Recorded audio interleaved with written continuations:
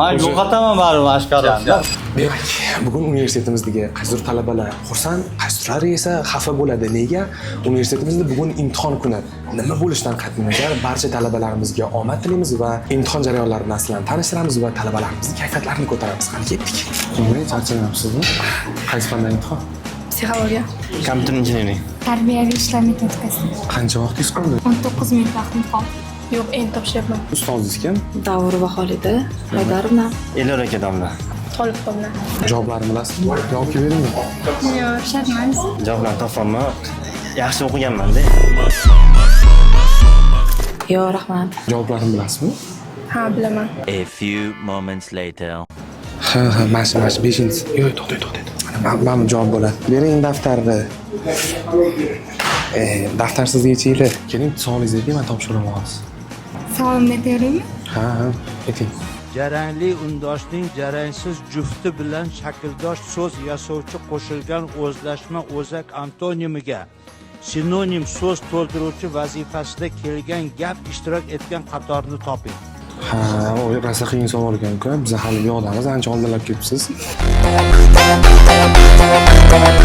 Mana ko'ramiz, davlat imtihonlari boshlandi. Talabalarimiz nimadan qiynalishyapti, nimaga e'tibor bersa, ya'ni keyin, ya'ni imtihon kiradigan talabalarga nima maslahat berasiz? Har bir imtihon jarayonidan oldin o'tkaziladigan konsultatsiyalarga kelish kerak. O'qituvchini oldiga borish kerak. Hozirgi kunda mana shu narsa juda ham dolzarb muammoga aylanyapti. Ya'ni o'qituvchini oldiga kelib, bilmagan narsasini so'rash. Bekorga aytmaydi-yu, oz-oz o'rganib dono bo'lar, qatra-qatra qilib daryo bo'lar. Ana.